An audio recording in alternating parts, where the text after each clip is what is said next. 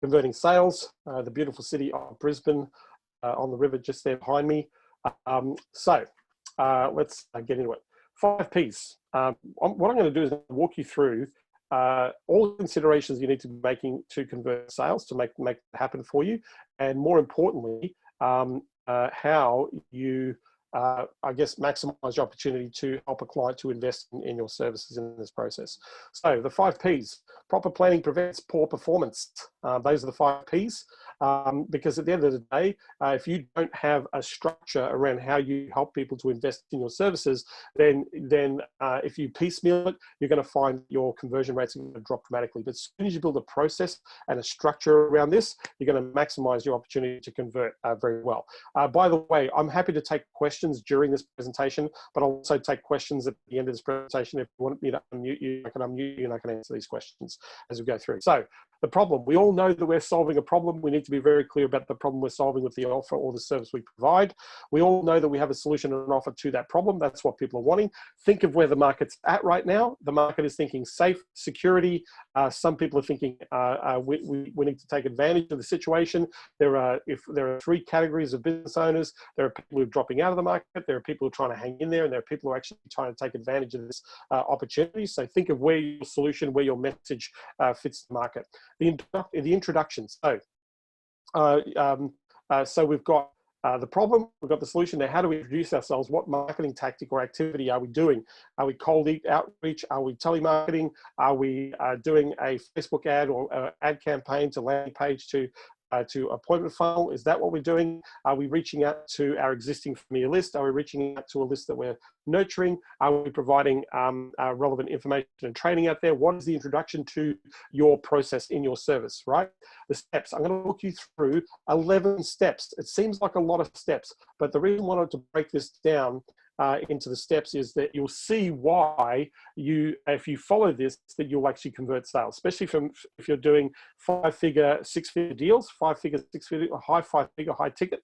So customers spending between $25,000 and $100,000 in your services. This is the process that you want to take people through to get that sale. Now, if it's a low cost service, you're charging like 10 grand, 12 grand for that service, then there are a couple of things you might be able to shorten the actual sales process.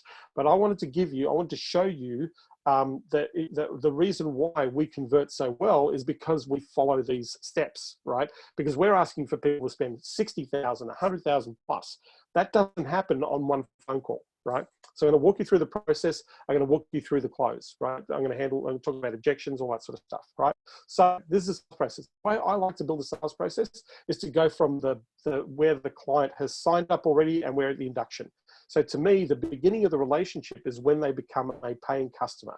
Then what I do is I work backwards. The reason I work backwards, not forwards, is then I don't miss anything in the steps. Oftentimes when we're trying to step things out, we start at the very beginning and go, what's the next step? What's the next step? What's the next step, right?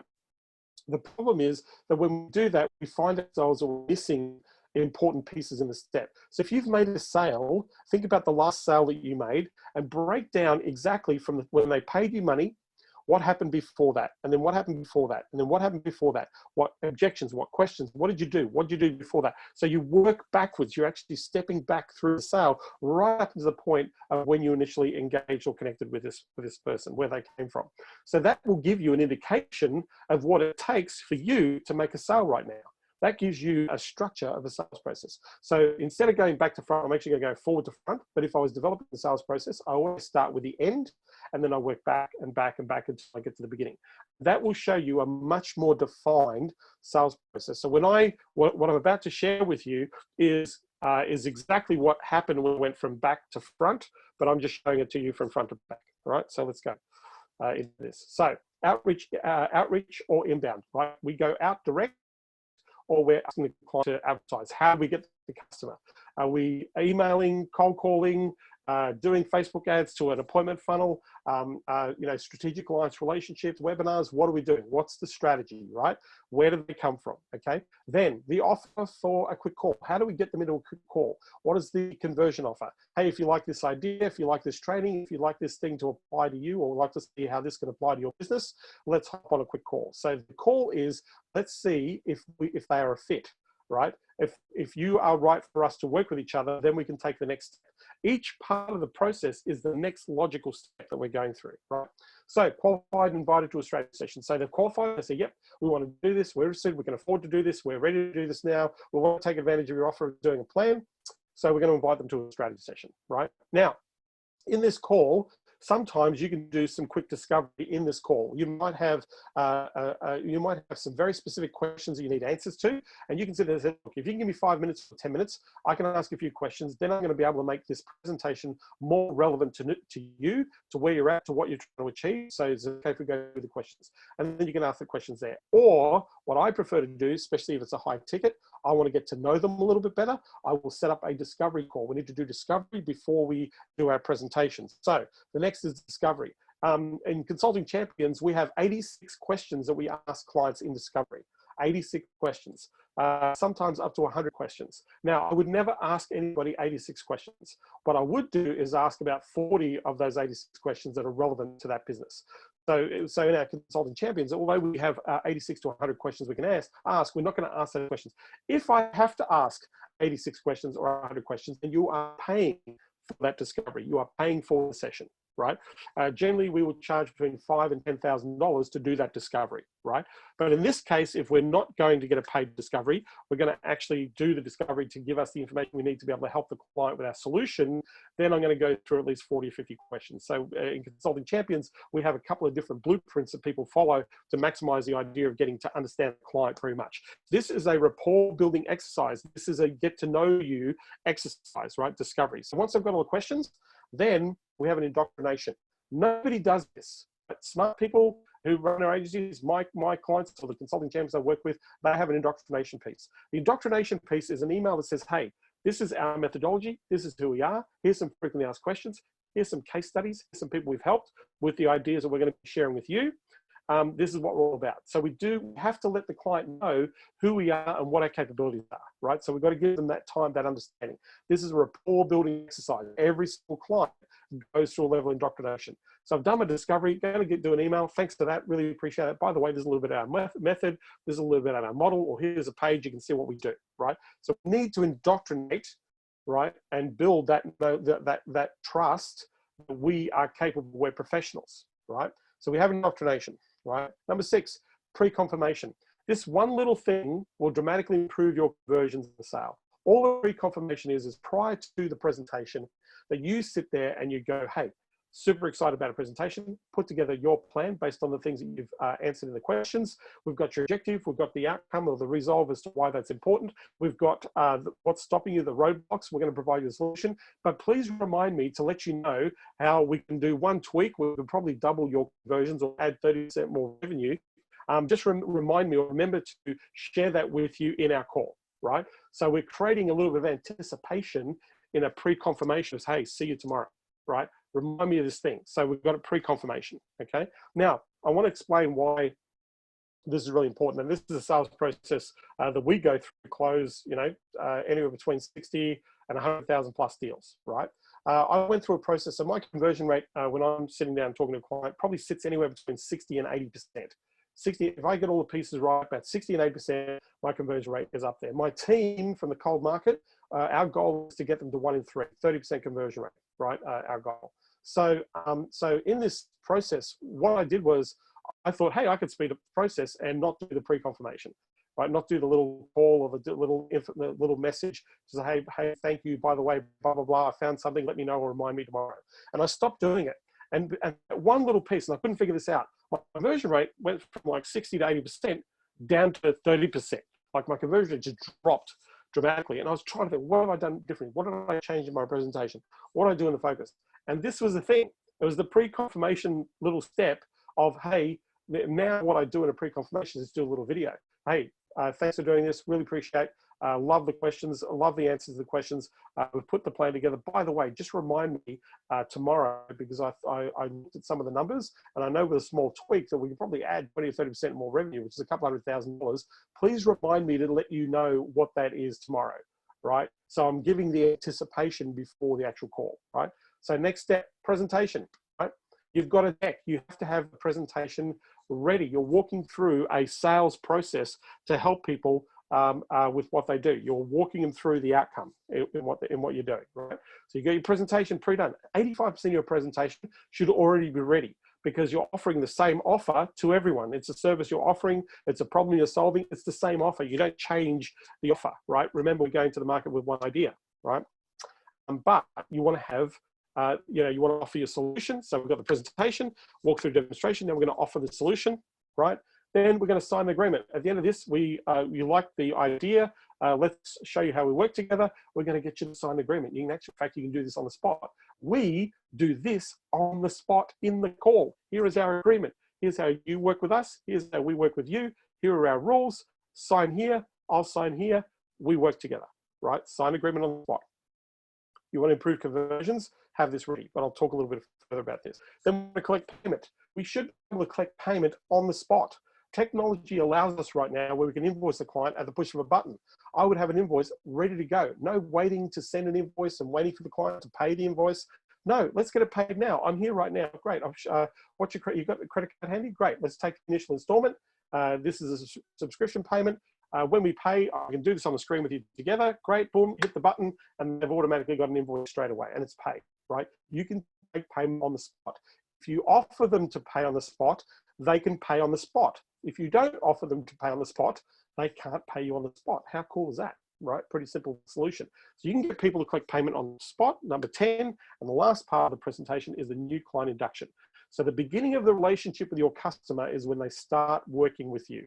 Not in the sales process. The beginning of the real relationship is when they start working with you.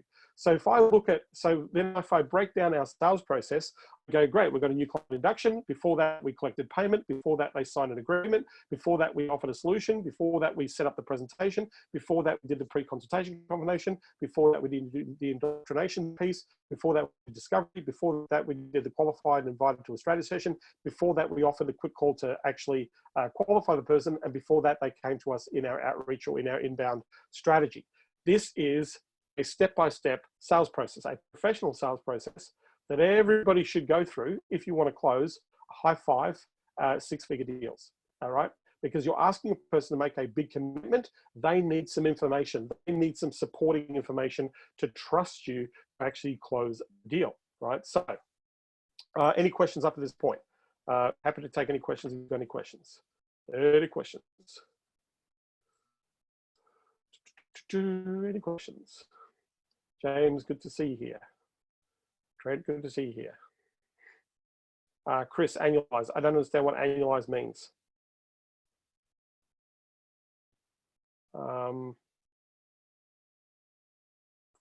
The pre-confirmation tweak is a video or an email explaining what your methodology is, who you really are, who you help, and some case studies, and any FAQs, any frequently asked questions that you want to do. So that's a pre-confirmation tweak. You do that before every presentation when you pitch a deal. Okay, cool. Obviously, this is self-explanatory. Awesome. All right, we've got another person asking a question. 6 or 5 figure annualized deal. Yes, 6 or 5 high 5 and 6 figure annualized deals. Chris, yes, absolutely. The meeting should be scheduled in 3 to 5 days. Yes, you should schedule your meeting from the time of the initial appointment to the time you do the presentation, 3 to 5 days. You want to do that in the actual week. Absolutely. Just answering the question. Awesome, thanks. Okay, so let's keep going and I'll be able to answer your questions. All right, know, like, and trust. You need to get people to know, like, and trust you, and that's why you need that entire process. Let me just go back. The reason why you're doing this is you are building rapport with the client at every stage. You're building rapport at the quick call. You're building rapport at the qualifying session. You're building the rapport in the discovery process. You're building rapport in the indoctrination. You are building rapport in the pre-confirmation. You're building this relationship so that hey, you're a nice person. I like you. People buy from people they like. This is a professional approach to your presentation, right? We're talking about converting a sale, right? So know, like, and trust, really, really important, right? Must be know, like, and trust, okay? Eliminate all objections up front. So I just want to talk about objections at the moment, and I'm going to talk about handling. If you want to, I can handle some objections here, do some scripting because we are recording this, and we can handle some of the common objections. However, we need to eliminate all objections, and there are 5 objections that you need to eliminate, right? Number 1 objection, why this thing? Why am I doing this thing that I'm talking about with you? You know, why Facebook? Why AdWords? Why SEO? Why? I've got to answer that question, right? Number two, why you? Why am I talking to you and not somebody else? Right? We have to eliminate that objection. Why are you talking to me? Why have you chosen to sit down with me? The reason I've chosen to sit down with you, John, is because you've been professional. You're talking about something that's really interesting to us. We know we need to do this thing. Obviously, you're showing that you can handle this thing. This is why. You're getting them to sell themselves on you in this process. Why you? And the last thing is, why now? Why is this important to do right now? Is this a now thing or a later thing? If it's a later thing, there's no point in us having a conversation because we're wasting time, wasting your time, wasting my time. But if it's a now thing and it's a must thing, then let's do it now. So you need that confirmation. The second thing, objection, is you need to handle the, I need to think about it, right? So at the end of this, at the very beginning of your presentation, we'll say, look, at the end of the day, this is your plan that we've devised. We've gone through this process. We've asked you a whole bunch of questions. We've got your objective, we've got your resolve, and we've got your, the roadblocks that are stopping you from hitting the outcome, right? And at the end of that, we want to provide you the solution to bridge that gap. Are you okay with that? Yes, great. So when we're walking through this, I'm going to ask you, based on this, for you to accept your plan. Are you okay with that? Yes, which means they've given me permission now to ask them to buy at the end, and they're going to make a decision, right? I'm asking them to make a decision at the end of this presentation to invest in a plan that you created with them based on their answers to their questions, right, for them to go ahead. So at the end of this, I'm going to walk you through how we work together. I'm going to ask you to take into serious consideration what I've got to offer of your plan. And if you agree, we're going to get started. Is that okay with you? Yes, you do that right up front. So that stops the, I need to think about it, or slows that I need to think about it down. Now, the money objection, right? We're going to make it really easy, right? Right now, you know, this is an investment, and we're going to show you how you make an ROI. And as long as you're making a good return on your investment, then there shouldn't be any stumbling blocks to stopping you from implement this. And if I can show you a way where we make it easy for you to invest in this and to make sure you're getting the ROI, are you okay to accept our offer today? Right? They're going to go, yes, great. That means they're going to pay. They're saying, okay, if we see the ROI, we see what this is going to take. Yes, we're happy to pay the money. So we're going to take the money objection out right up front, and then you can walk through your presentation. You want to eliminate all your objections right up front.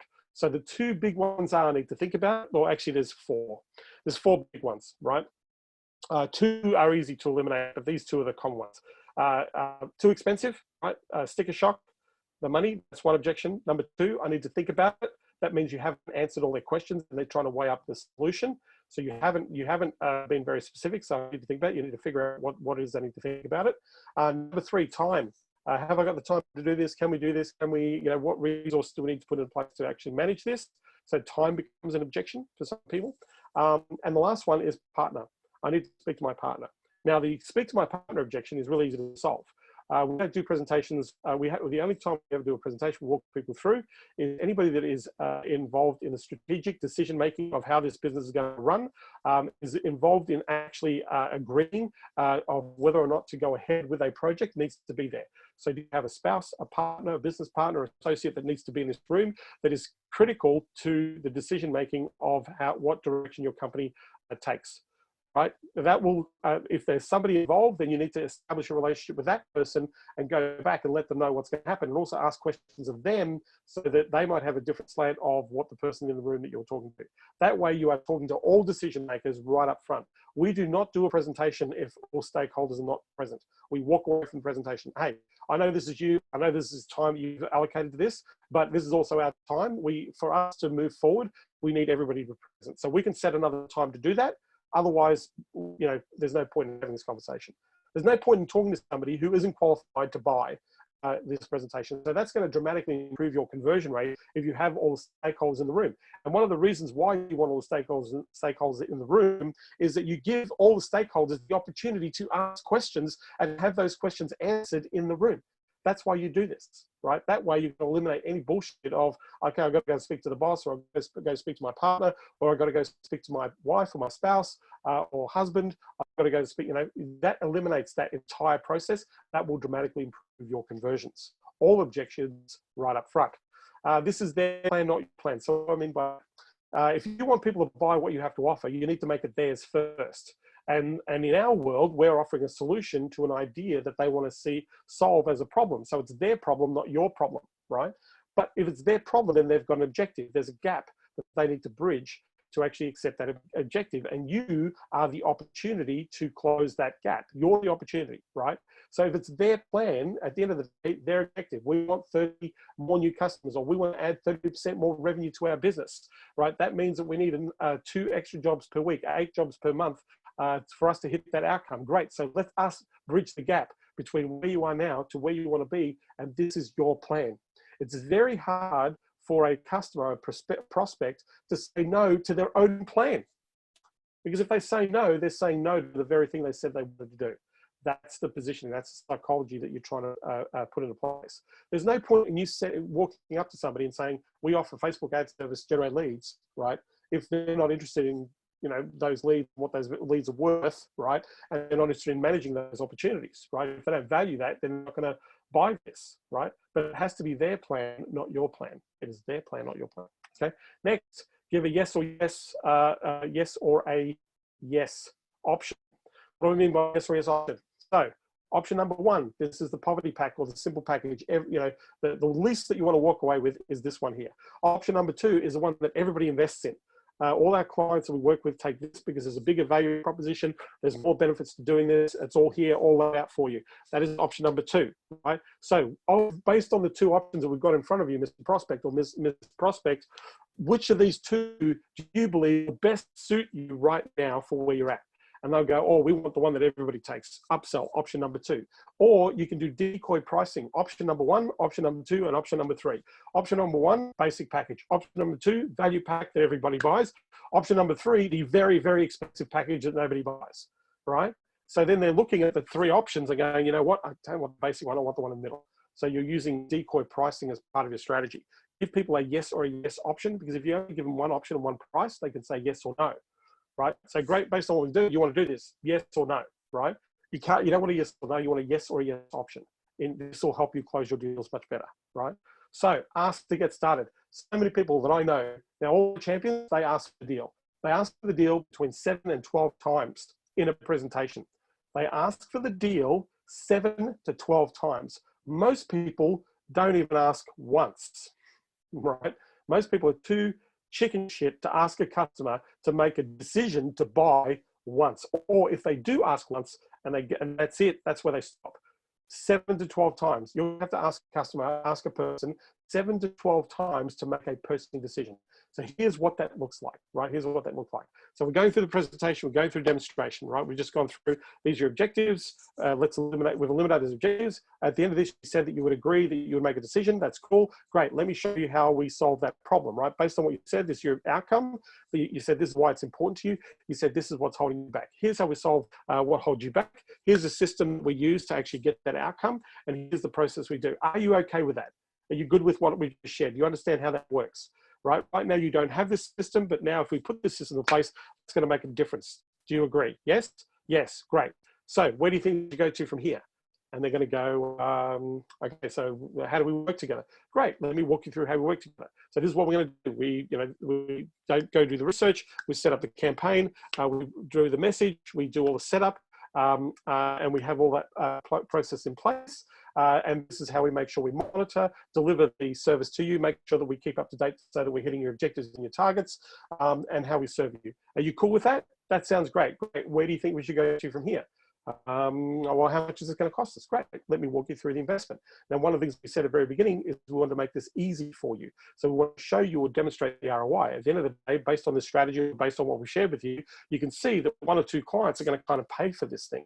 But we're aiming for 10 to 20 to 30 opportunities. So this makes this a no-brainer. Do you agree? Yes. So your investment in the program is, you've got option 1, option 2, option 3. Which of these 3 do you believe suits you best? Oh, I'll take option number 2. Awesome. Great. Is it okay? So where do you think we should go to from here? Right now, they're going to go, all right, so how do we get this thing going? Right. Or they're going to go, I don't know, you tell me. Great. Is it okay if I walk you through how we actually get this thing started? Great. We have an agreement here. Let me walk you through the agreement, right? This is what you said that we would do to agree to. This is what we need from you to agree to this process. Are you okay with that? Do you understand everything here? That's awesome. So all we need to do is to sign here and sign here. Where do you want to go to from here? Okay, I guess we'll get started. Great. So let me walk you through. Now, normally we send an invoice. I can do that right now. We'll just give you an invoice straight away. So best credit card that you can use, the one that gives you the most points right now, not frequent flyer points, but the one that gives you most points right now. Best leverage. If you've got that card handy, we can take care of the upfront initial installment, and then we have the monthly payment. We essentially are financing you into this program, right? So best card, great. Take the credit card details over the phone, all right, right there on the spot in the screen, right? And then you go, great, guess what? We're working together, right? You got payment, you've got an agreement signed, you've got everything done in one hit in the presentation, right? So in that process, I asked 6 times, where do you think you should go to from here? Where do you think you should go to from here? Are you okay? You're good, that's good. Yep, we're in alignment, awesome, great. Next, where do you think we should go to from here? Most dangerous question you can ask is old school Sandler, a mentor of mine, Taki Moore, uses it. But it's a very simple strategy, allowing the person to step into the next logical step in the sales cycle. It's one of the easiest ways to close a sale, because they'll literally close themselves. You don't need to do the closing, they'll do the closing, right, in that person. So things that you have to have ready: a clear offer of what the results are, and what the results are that you offer, that you deliver. You need to have a clear offer and what the results are that you deliver. Discovery questions. You've got to have your questions in advance. All the things that you need to know to help the client get the result that you need from the service you provide, you need to have those questions prepared, right? Presentation and pitch deck. One of the things these 2 things we do in Consulting Champions, we go through all the questions. We have pitch decks that we use. We've got an awesome pitch deck called Mr. Padlock Deck. It's phenomenal. It's closed millions of dollars worth of deals, but we walk through a standard strategy, standard process.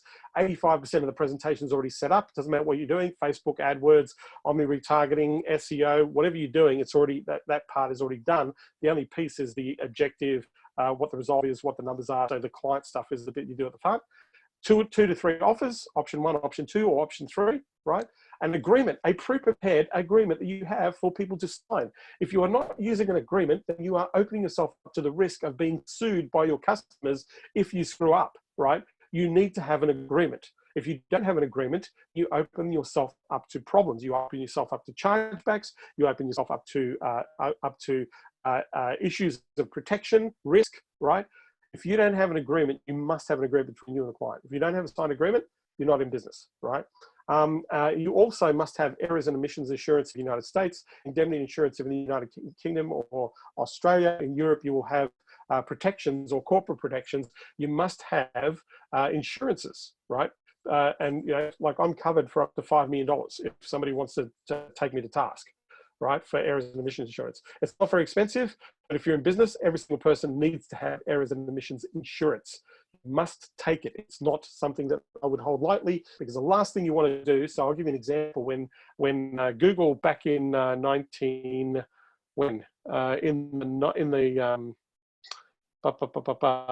2000s, they started doing all the different pandas and penguins and all the different changes. I cannot tell you how many SEO companies were sued because companies lost their rankings, right? And a lot of those companies didn't have agreements, and a lot of those people that own those SEO companies lost their houses, lost all their money, were driven into bankruptcy because they were stupid. They were stupid not to have an agreement between them and their clients, and they were stupid not to have professional indemnity to protect themselves. So these are things that you, as a business owner, from a risk, if you talk to any accountant, any financial advisor, is going to say, make sure you have your insurance, make sure that you are covered under your structure.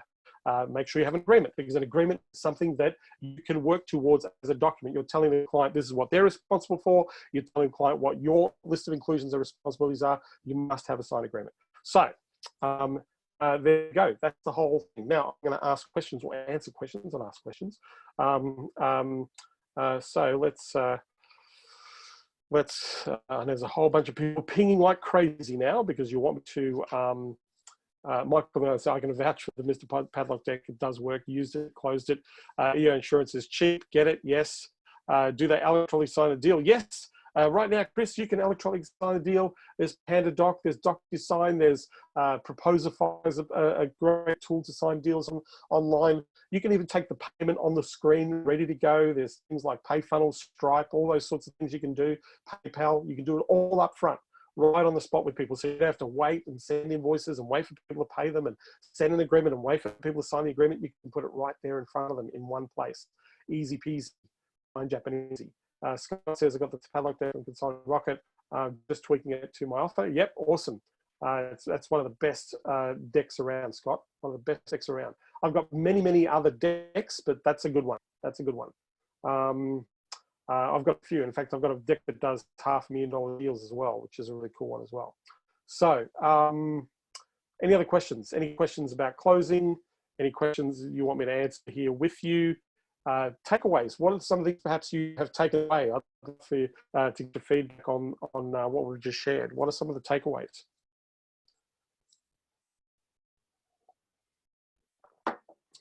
Any takeaways? What's the name of the decks you mentioned, and how you can't research the decks, Chris, because they're my decks, and you have to be a member of my programs to get access to my decks.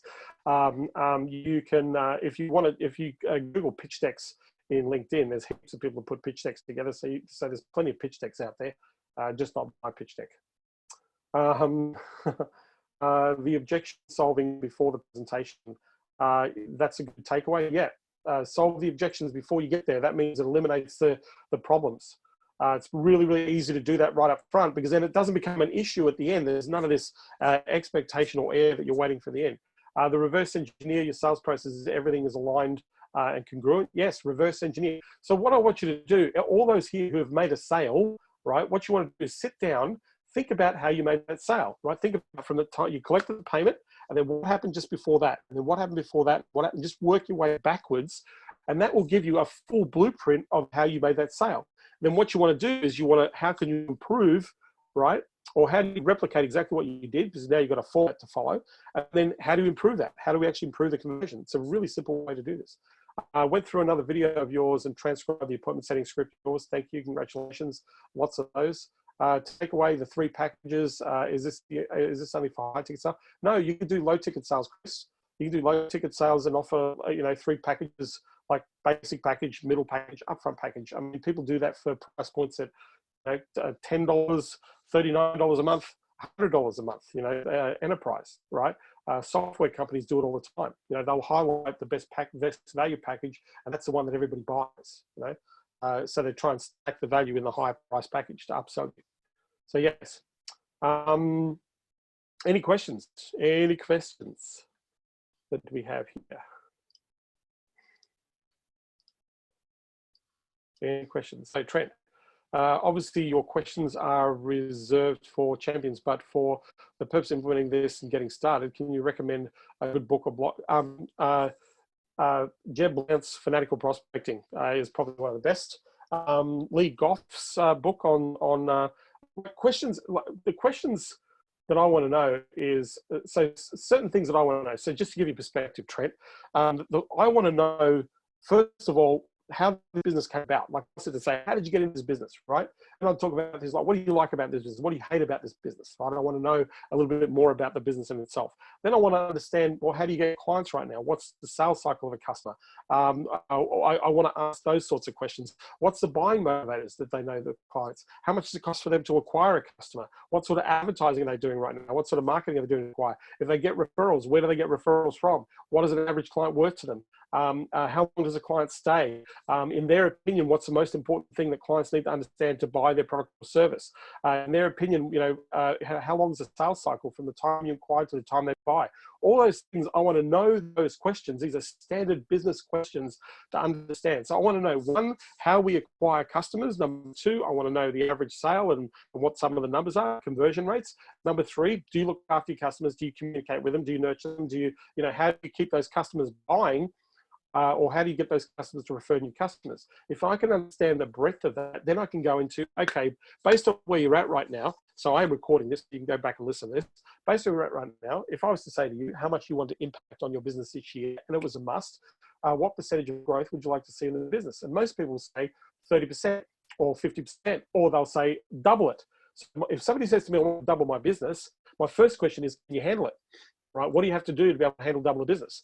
Do you have to employ more people? Do you have to increase your spend on marketing? Do you have to increase the lead gen? Do you have to increase your prices? What are you going to do? Like, as soon as I want to double a business, I'm asking them, when you say double, how do you see that happening as a reality? right? My next question is, why is that important? Why is double? So most people on average will say, I want a 30% growth rate. So let me give you a perfect example of what a 30% growth rate idea looks like, right? A 30% growth rate idea. So I'll use the PT, although actually I'll pick another business. Somebody pick a niche, just pick a niche and type it in the chat. Pick a niche and I'll do it on a niche. Trent, pick a niche and I'll do it on a niche. Okay, Jane says law. Okay, so if you're the practice owner, James, you're the practice manager or the managing partner, I'd be sitting there saying, look, as a law practice, you've got to this point, you've got a few partners, you're doing like $2 to $3 million or $5 million worth of revenue. At the end of the day, you're building this as an asset. You might be bringing more partners on board, but ultimately in the next 12 months, what would you like to see your practice do revenue-wise? In fact, James, can we do this live? Maybe this will help people even better if we role play this. So James. Where are you, James? I'm going to allow you to talk. You there, James? Yeah, I'm here now. I wasn't prepared for this, but I'll go with it. Well, you don't need to be, right? Yeah, I'll make this really easy for you. Okay. Right. Yeah. But this is just to demonstrate the point. So you're a law firm. Let me give you some context here. You're a law firm. You're doing $5 million in revenue, and you want to grow your practice by 30%. Okay. Yeah. All right. You want to add 30% more revenue, which is roughly another $1.5 million worth of revenue to take you to $6.5 million in revenue. Right. Yeah. Okay. So I'm going to help you out here. I'm going to play both sides, but I just, for you'll the logic of what I'm going to share with you, right? I either need you to agree or disagree. Is that okay? That's your role.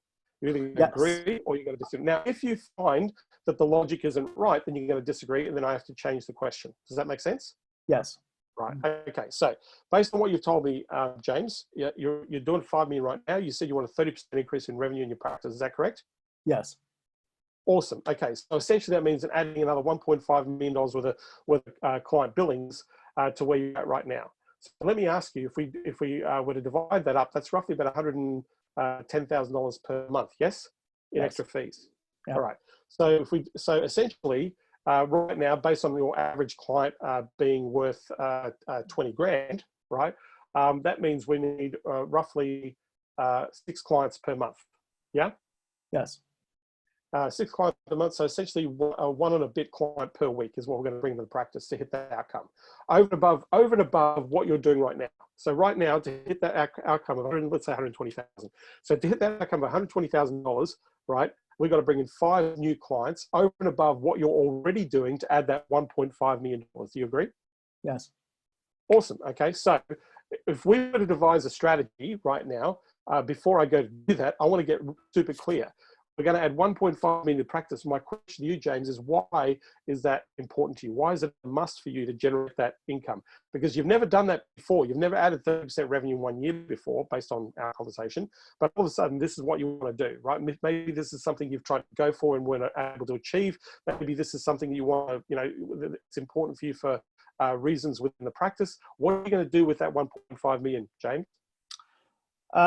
Reinvested in recruiting new lawyers, in marketing, and wherever we can use it to grow.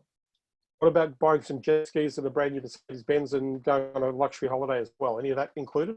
I have all that stuff. Okay, cool. All right. So the reason you're really wanting to do is you want to grow. Well, the other reason, James, you said everything about the business. My thing is, what about you? Right? What about you in this piece, right? Yeah. So, but my question to you here, James, is why is this an absolute must? Why must you do those things? Why must you bring those people on board? Why must you hit that revenue opportunity for this practice? Why must you expand your marketing, your reach, your branding in the marketplace? Why is that important to you, James? Well, in the context of our firm, it's really important for us to show some growth. 30% has always been a goal for us. We've never hit it, so this is something big for us.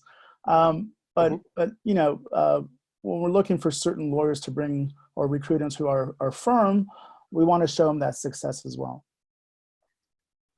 Awesome. Okay. So this is for the firm, but you've got aspirations to expand, to build asset value of your practice. Yes.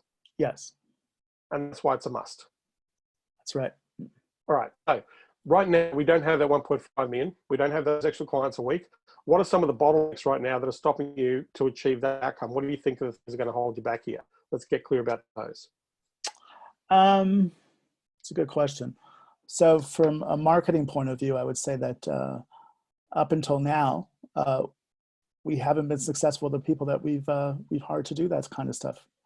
Okay, so you've had issues with the strategy and the outcomes of those strategies. Exactly. What else is holding you back? What else is holding you back from collecting an extra 1.5 million, 120 grand of billings per month? Huh. Is it people? To a certain extent, but Okay. I would say it's heavily on the marketing end of stuff. Okay, so you haven't had your marketing right. Can you give me an example of why it's not working, or why do you believe it's not working right now? So this is not our expertise, and we've hired people like yourself, and we've tried innumerable types of suggestions, and that's why you and I are talking today. Okay, so so you've spent some money, promises have been made, and those promises weren't delivered. Yeah. Yes. Yeah. Would Or let me say this: some of them started off really well, and it's kind of dissipated from there. Okay, so you weren't looked after very well. You have perceived, you've got indifference about it. You could say that, yes. Okay, all right. I just want to be clear. So at the end of the day, the bottleneck you have is you don't have the right marketing strategy in place that's actually driving the opportunities of those clients to come to your practice, so that you can actually help those clients become paying billable customers. Yes? Yes. Okay, so let me be really super clear here, James. Right now, at the end of the day, what you're telling me is you want to add 30% increase in revenue at $1.5 million. That's roughly $120,000 a month in revenue billings for clients. It roughly equates to bringing in 6 clients or 5 clients a month over and above what you're doing right now into the business. The reason why you want to do this is because you want to expand the practice, you want to bring more people, invite more partners, make it look attractive, build your asset, and you're out there trying to build a presence and a brand within a market as a leading provider or a desired provider in that market. So these are the reasons why it's important for you to do that. Is there anything else that you would like to add to that? No, I would say all the above. You hit it right. Awesome, right. The challenge you've had is you've employed marketing tactics or marketing strategies, hired other people to come in and do marketing for you, and for whatever reason, it hasn't delivered the results you're looking for, or you've had some great starts, but ultimately, strategy is a key part of this. So having the right strategy, the right systems, the right processes to be able to attract those clients or cases into your business. More importantly, to be able to help those cases to choose you over and above a competitor in the marketplace. And at the end of the day, adding those billings as to why you're investing in the marketing in the first place. So that's been a bottleneck, a big bottleneck for your business in terms of being able to expand and grow. Is that fair enough? Yes. We haven't been consistent. Right. We haven't been consistent. Okay. So let me ask you, right? If we were to sit down together, James, you and I, the number one thing is to hit that outcome and hit that objective, we need a roadmap and we need a plan. We need a concise focus on how we're going to attract and engage those clients into your practice. We need to understand what are the triggers, what are the buying behaviors of people looking for the services and the different levels of service in your practice that work with you. And at the end of the day, we need to make it easy for those people to make that decision to make you first choice. So what we need to do is we need to devise a strategy and a plan to make that happen. Do you agree? Absolutely. Because without a plan and without a structure, without a strategy, we're kind of a tourist looking up in the sky and we're kind of meandering around and we're really not going to be able to hit that outcome. Yeah? So ultimately, we do need to put a plan into place to hit the objective. So what I'm going to ask you, James, is a very simple thing. I'm going to sit down and think about what you've just said. I'm going to ask a few more questions about your clients, the type of clients you want to attract and engage. I want to ask more questions about how you help those clients on board, how we actually qualify those people, the right people in your practice. And we're going to devise a plan. And in that plan, I'm also going to share with you a process and a structure, one that is measurable and accountable to the deliverable of that objective. There's no point in working on a plan or working towards that objective if we don't have a measurable and an accountable process to achieving that outcome. Would you agree? I do agree. And ultimately, that's what you're after, isn't it? Having that peace of mind, having that assurance, having that knowing that you're actually working on something that's going to lead to that outcome. Would that be fair? Yes. Great. Now, I would be remiss to not say to you that it would be silly for me not make sure that you're making an ROI. So at the end of the day, we're talking about adding $1.5 million worth of revenue to your practice. If I was to ask you if the average client is going to invest $20,000 per caseload or per client, right? Of that $20,000, what would you be prepared to pay to have that case, to own that case? What would you be willing to pay? So I'm going to give you $1.5 million worth of business, James, and at the end of that day, what would be a fair price to pay for that $1.5 million worth of business?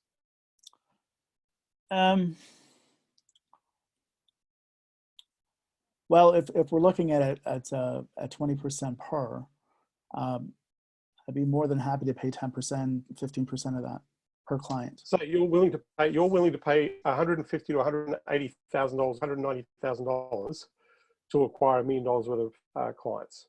Absolutely. Now, if I made it easy for you to do that and it was not that value, would that be something that would be more useful and more interesting to you? I didn't get the second part of it. If it was not what? So if I shared with you that we could actually do that for a lot less than what you're asking, would that be helpful? No, I'd like to pay a lot more. You'd like to pay a lot more, yeah, exactly, right? But I'm asking the question, right? Because I want to make sure that you've heard my question. Yeah, of course. Of course, I want to do that, right? Because remember, right? You told me, James, this was an important thing to do, right? Very important. Right? So I want to make it easy for you to make this a reality. I want to show you a plan that we are held accountable to, that you are also held accountable to as well, because your part in this is to help those people become clients in your practice. That is your role. Our role is to get them there, right? So if we can partner together and I can make this easy for you, is there anything that do you think that would stop you, knowing if you've got the plan, knowing that you can see that you see how it's going to work for you? Is there anything that would stop you from us taking the next step in our partnership? If it rolled out that way, absolutely not. But I can't really say until we get there. I get that. But at the end of the day, if it's what you want, yes, then the idea is we want to put it in place. Yes. Absolutely. Great. So guess what we've done, James? Am I the client right now? Is this about me or is this about you? Is this about me or is this about you? It was about us, but it was based on everything that I wanted. Yes. Yeah. So I'm feeding back to you everything you said you wanted. At the end of the day, if I could make that affordable and I can make that easy, then the only thing to do is to put that plan in place. Yes, James? Yes. Great. So I've kind of eliminated all the problems, haven't I? Yes. Yeah. I know that we can get, I had a lawyer tell me nearly that number, $2,000 for a 20K LTV. Yeah. Absolutely. I've had people say, where the lifetime value of a client might have been like 100 grand, but the upfront of the client was like 15,000. And I said, how much of that 15 grand would you pay to have a client that's going to spend 100 grand? He says, I'd give you the 15 grand. Well, let me, what if we met halfway? What if you gave me 7.5 and I gave you 100,000? Would that be cool? Yes. Yeah. Hell yeah. Right. Yeah. Well, 10 of those is, if he already agreed on 15, why would you go back just to make it that much easier? I just want to make it easy, right? 50, because if I said, okay, great, it's going to cost you 15 grand. Now you're going to go, well, I need the client first, right? Yeah. Happy to give it to you, but you're going to fork it up front, right? I see. Yeah, sure. Yeah, because one client, okay, so. Well, can I just stop you for a minute? If I'm paying up front, I'm going off script a little bit here because I know that you like 12-month contracts. If I'm paying up front and I'm not getting the amount of people that you say I would be getting, is there a way out for me here? Yeah, there is. There's always a way out in an agreement. Absolutely. But here's the thing. At the end of the day, okay, I'm going to ask you this question, James. You're going to help people with lead gen or whatever you do, right? You're going to help people with lead management and sales automation. That's what you're going to help people with, right? Yeah. Yes. Yeah. So at the end of the day, whilst we're working together, if the numbers and the conversions and those things don't stack up, what are you going to do? You're going to just give the guy the money back, or you're going to give up? Is it a failure? Well, or are you going to fix it? Are you going to fix it? I'm thinking about What's the answer? What is the professional answer to that question, James? Are you going to fix what's not working, or are you going to go, look, I'm sorry, we've fucked up? What are you going to do? Well, I wouldn't say we fucked up, but I may offer him a heavily discounted next month. Why? Why not fix the problem first? Well, I would need offer a discount. Why not fix the problem? Well, first of all, I wouldn't offer it unless he's really complaining or they're really complaining. Yeah. Well, exactly, right. But if a customer comes and complains to you, something's gone missing in communication. right? Right. So we need to solve the problem. So I'll give you an example of this, how this happens in PT. PT customer came to us and said, hey, John, your team promised us, 30 guaranteed opportunities, and we got 28, right? We didn't get 2, we missed on 2, right? Okay, great. So James, let me ask you, how many patient deals did you close off the 28 people that we gave you? And he said $52,000, right? Now, James, how much did you invest in our marketing services? $5,000 a month, plus $7,000. How So many you months in? invested $7,000. How many months in were you? $7,000, and you got $52,000 back. Tell me how this is a bad deal for you. Right. Because I'm happy to give you a refund, but we'll take the $52,000 back. Thank you very much. We'll give you the $7,000 back. Right? What do you want to do? By the way, next month, I'll make it up to you. Instead of the extra 2, I'll give you another 5. Are you okay? I'm good. Right? Are you good? Right? That was a problem. We said that we give you 30 and we got you 28. So we have to back. We said, if we don't get you 30, you shouldn't have to pay. Great. Well, we'll take the 52 grand back and we'll give you 7 grand back. You don't have to pay. Right. I'm just amazed that he came back with that, Yeah, he realized his stupidity when I said that. Yeah. He went, oh shit, yeah, okay, yeah, I get it. Sorry, right? He got caught up on the 2. He got caught, like, I didn't get 2 deals, right? I didn't get 2 people. Yeah, he got caught up on the bullshit, right? We have in our business, we have a no arseholes policy, right? He was heading towards being the arsehole policy, right? Yeah. Yeah. You would think we set him straight. You would think a person would be really happy to make anything above what they're investing. Mm-hmm. Oh, but they're not. But they want more.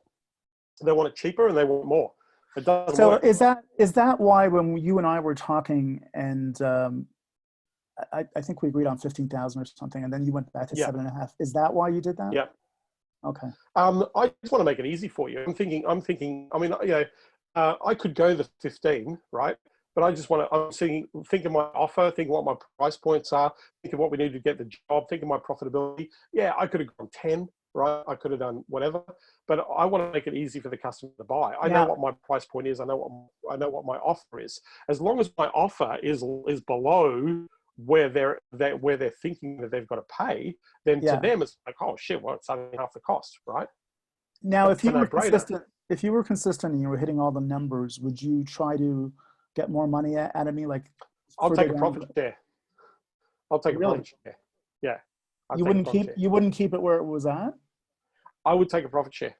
I would sit there and say, hey, a bump on this, based on our work and IP and intellectual property, I could offer a profit share deal. It just depends on what you want to do, James. It just depends on what. No. I'm asking you. Yeah. I'm asking what you. Oh, me? Yeah. What I would do is I always do the deal plus profit. Right from the beginning? Right at the beginning.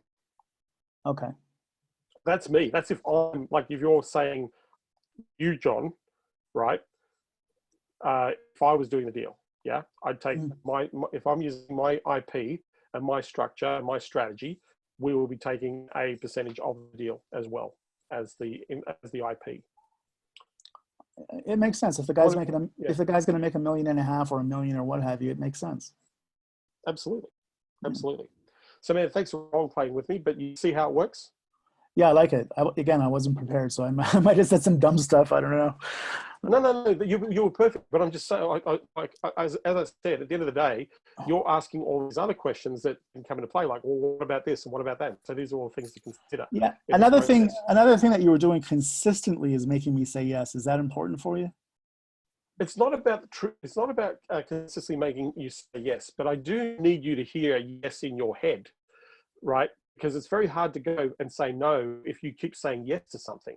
Yeah. Yep. No. Or hang on a second. Why am I saying no? Right? That doesn't make any sense. And I also felt at certain times, I'd have to listen back at it, but at certain times I felt like you were repeating stuff. Yeah. Why do you think I was doing that? To ingrain it in my head. No, so to let you know that I was listening to you. Oh, that's right. Yeah. Okay. Right. To let you know, those are the words. And remember, there was a piece in that thing. I said, is there anything else that you would like to add to that? Yeah. You went, no, no, that's everything. Great. So we've got everything, right? Yes. Yeah. Right? Yeah. You know who does that? That guy that you mentioned. His last name is Voss. He came out with a book. He was a negotiator. Oh, the FBI guy. Oh yeah, the FBI yeah. negotiator. He does that a lot. Yeah. Yeah. Because you're reconfirming the unsigned contract in their mind. Right. You're reconfirming the unsigned contract in their mind. Mm-hmm. Yeah. And so that's the other thing is look, I've been doing this for a very long time, but everything that I've shared with you, I could adapt the same script. We said we're an engineering firm. Great, let's do engineering. If we were I'd be sitting there saying, look, okay, what's the outcome?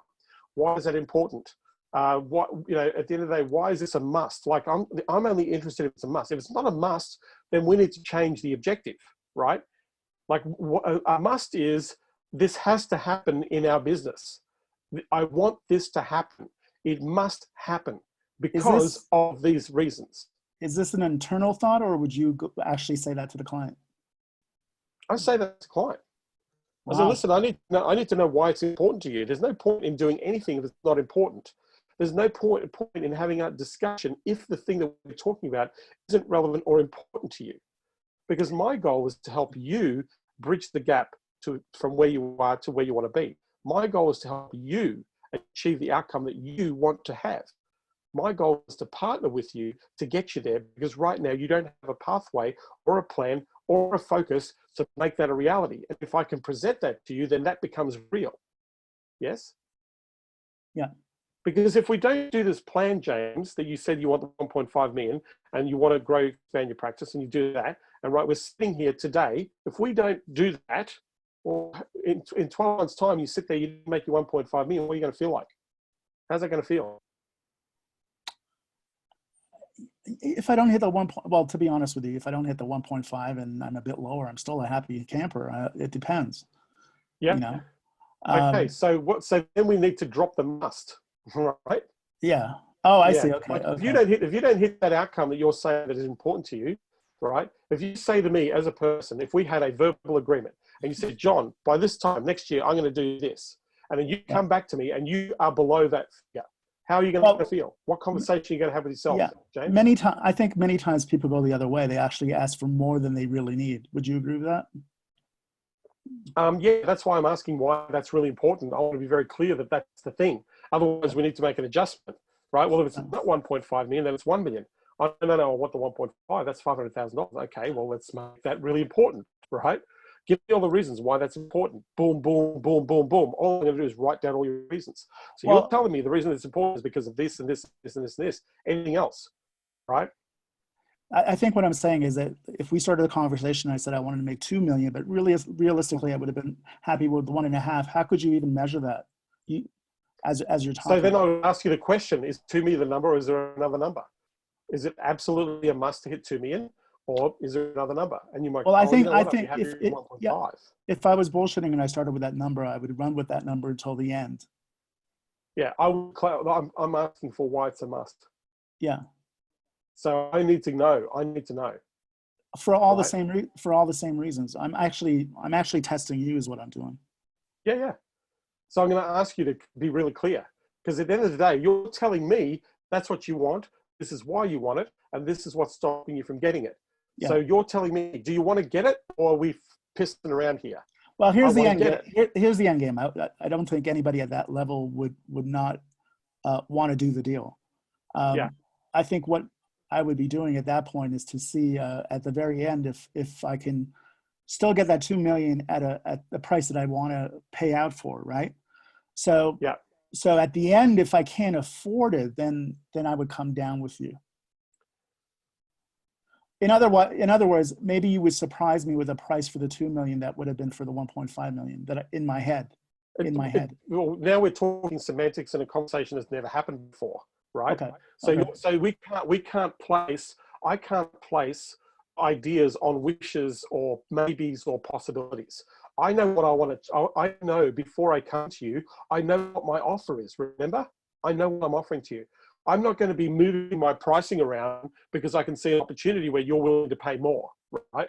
I'm not going to do that to you, right? I know what I want to sell. I'm coming in with my mind that this is the deal that I want to do before I get to you, I know the deal we do. Like if I go back to my businesses, we had certain packages. We had this package, or this package, right? Okay. We had a number of people that bought this package. This is the suitable one for you. This is the one that we sell. We're really good at delivering. We don't have to do anything extra for it. We don't have to make any promises that we can't keep. This is what we do. We're in business. So we have a pricing structure, a margin for that pricing structure, a profit margin, right? Now, if I want to be predatory, right, and manipulative and push for what I can go for, then I would not have packages. I would just go, you know what, I'll just make up the price based on what you tell me, right? Yeah, okay, I get it. Okay. So at the end of the day, we're running a business here, and we have price points for that business. Now, yeah, that's not to say I was just doing I was doing the old school when you buy product. Yeah. You pretend that you want to buy more product to get a better price. Yeah. No. Well, that's not what I'm offering. Yeah. Again, I'm not. That's commoditizing my or looking at a commodity type structure in my offer. I offer a particular service at a particular price point, and that's what I do. I've worked out how much it costs me. I've worked out how much profit I make out of that. I worked out how much effort that we have to put into that. All of that's worked out. It's all done, right? And the end of that, right? If I do like Howard's saying here, no,